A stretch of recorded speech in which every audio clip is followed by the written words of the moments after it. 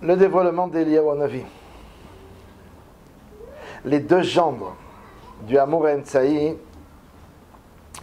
Rabbi Dovber, l'un était le futur Tzemar Tzedek et l'autre Rabbi Yaakov Israël, tous les deux jeunes, étudiaient ensemble dans le Beth Midrash et tous les deux espéraient avoir le mérite de voir un jour se dévoiler à eux Eliyahu Hanavi. Bien sûr, comme c'est marqué dans les textes, le dévoilement d'Eliyahu Hanavi n'est pas si simple. Et donc tous les deux gendres, qui étaient deux grands personnages, pratiquement jeûnaient constamment.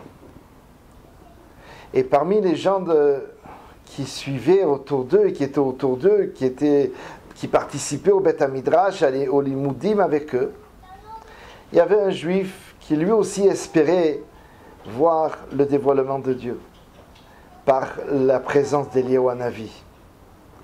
Il avait compris, comme c'est marqué dans les textes, que si on jeûne 40 jours d'affilée qui se suivent, on a le srout de voir se dévoiler en nous Eliyahu Hanavi. Alors il s'était mis à côté de ces deux gendres, de ces deux beaux-frères en fait, et donc il faisait comme eux, il jeûnait comme eux, il étudiait ce qu'eux ils étudiaient. Et comme ça les jours sont passés. Et un soir, quand ils étaient, eux, sur Aliyat Agag, ça veut dire ils étaient à l'étage supérieur, ce même brave homme est venu et s'est mis à pleurer. Il lui a dit, mais la Torah, elle est fausse. On a jeûné le nombre de jours que l'on devait jeûner. On a fait ce qui était marqué dans les livres pour voir le dévoilement de Dieu, pour voir Eliyahu Hanavi. Et voici qu'Eliyahu Hanavi n'est pas venu vers nous. Alors il se fait des soucis, et comme ça il pleurait, il disait donc la Torah elle est fausse.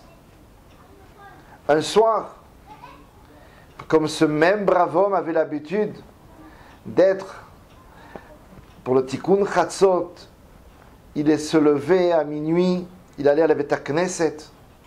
Il était seul, il croyait qu'il était seul dans le Beth Midrash. Or en fait les beaux-frères étaient en haut, dans l'étage supérieur. Et il s'est mis à pleurer. Et il disait, mais c'est faux, j'ai jeûné le nombre de jours. Et voici que Eliyahu Hanavi n'est pas venu me voir. Deux gendres du Admour Emtsaï s'est amusé un petit peu, a pris un peu d'eau. Et de là où il était, il a aspergé. Et en jetant de l'eau, il lui a dit, Tahor, Tahor, qui voulait dire, tu es pur, tu es pur. Alors l'homme, il s'est réveillé, il a vu qu'il venait de recevoir de l'eau du ciel. Il a dit, mais alors, ça y est, Eliyahu Hanavi s'est dévoilé à moi. Alors la Torah, elle est vraie. Ah, il était dans une joie terrible. Maintenant, par rapport à nous, est-ce qu'on a besoin d'attendre des miracles pour savoir que la Torah, elle est vraie? Est-ce que nous, on a besoin d'avoir des preuves? Parfois, les gens, pour pouvoir étudier la Hassidoute, ils demandent des preuves.